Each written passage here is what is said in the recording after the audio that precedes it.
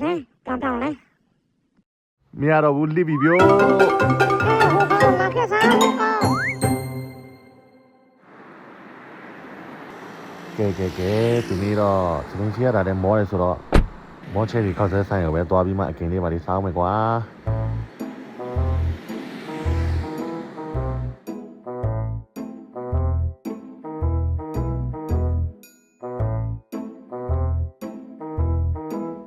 ဒီနေ့စပင်းစီးရတာပြင်ပနဲ့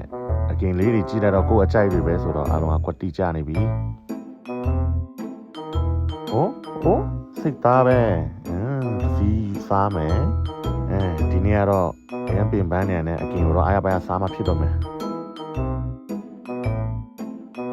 ချစ်တော့ကြီးမြင့်နေရှိဆိုတော့တပူဆွဲပြီ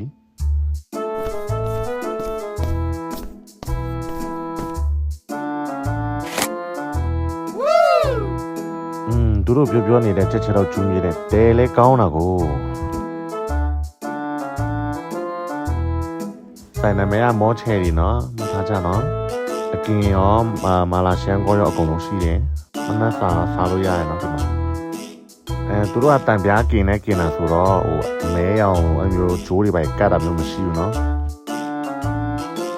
သူတို့အကင်ကတော့ကျွန်တော်ဒီတိုင်းလျှောက်ပြောရမဟုတ်တော့တကယ်စားလို့ကောင်းတယ်တကယ်မာထားတဲ့အကင်တွေရပြီဆိုတော့အချွေကိုလောနဲ့မော့ပြီးမှအကင်စားတော့မယ်ဗျာကဲပတ်ရဲစားနေပြီဆိုတော့စားမယ်ဒီအကင်ကအမိုက်ဆောင်မယ်ဟိုကကူချိုးတယ်ဒီကတ်တူပြားလည်းမလျှော့ဘူးဗျာတူလည်းဟိုကကူချိုးနဲ့အပြိုင်ကိုချိုးနေတာကောင်းနေတာ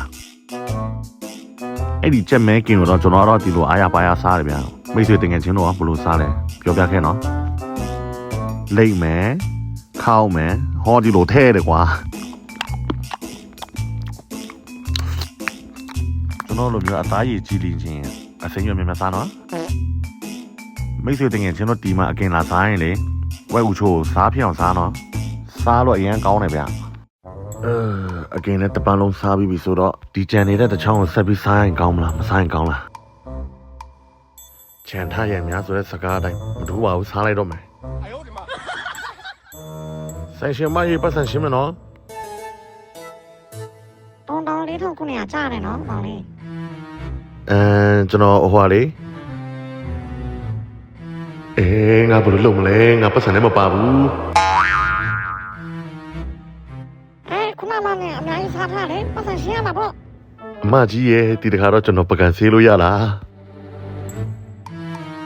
အနာရကောစေပြင်းအကြီးစလုံးထားရအောင်စေတောင်းစေမလေးအေးလိုက်တာစိတ်နေရပဲဒီတခါတော့ကိုချိုးနေပါပြီမမတရက်စီးလာမယ်ကောလာဟုတ်ကဲ့မစားရတဲ့ဟာလေလေ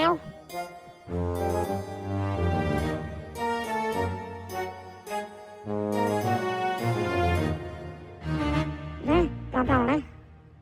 မရတော့ဘူးလိပြီပြော